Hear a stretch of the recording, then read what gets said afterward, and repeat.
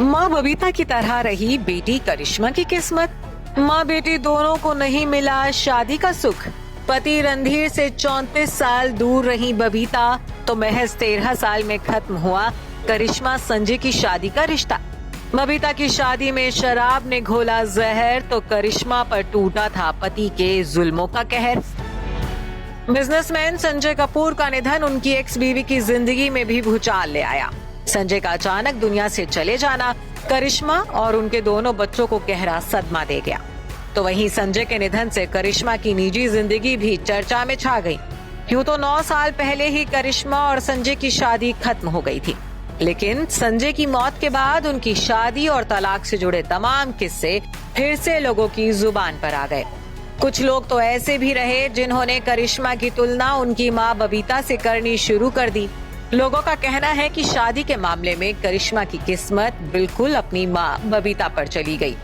ना तो बबीता को खुशहाल शादी का सुख मिला और ना ही उनकी बेटी करिश्मा को।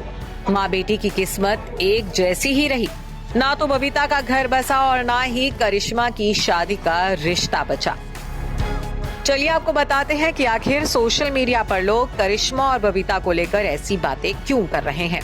क्यों करिश्मा की तुलना उनकी मां बबीता की किस्मत से की जा रही है। तो बता दें कि करिश्मा की तरह ही उनकी मां बबीता कपूर ने भी अपनी शादीशुदा जिंदगी में कई उतार चढ़ाव देखे।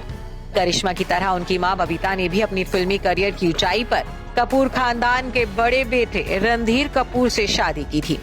रणधीर की दुल्हन बनने के लिए बबीता ने अपने फिल्मी करियर को ठोकर मार दी थी और खुशी खुशी कपूर बहू बनकर हाउसवाइफ बन गई। लेकिन बबीता का यही फैसला उनकी जिंदगी का सबसे गलत फैसला साबित हुआ, जब शादी के कुछ ही साल बाद रणधीर और बबीता के रिश्ते में दरार आने लगी। दरअसल रणधीर के फ्लॉप फिल्मी करियर का असर बबीता और उनके रिश्ते पर भी पड़ा था। रणधीर का रोज शराब पीना, घर लेट आना और परिवार पर ध्यान न देना इस रिश्ते में दरार आने की वजह बना। हालात ऐसे हो गए कि रणधीर और बबीता में आए दिन झगड़े होने लगे, जिसके बाद बबीता ने पति रणधीर का चेंबूर वाला आरके बंगला छोड़कर अपनी दोनों बेटियों के साथ लोखंड वाला के अपार्टमेंट में शिफ्ट होने का फैसला कर लिया। खास बात तो ये रही कि दोनों ने तलाक नहीं लिया, लेकिन पति पत्नी की तरह साथ भी नहीं रहे। बबीता और रणधीर ने अलग अलग रहकर जिंदगी के 34 साल गुजार दिए।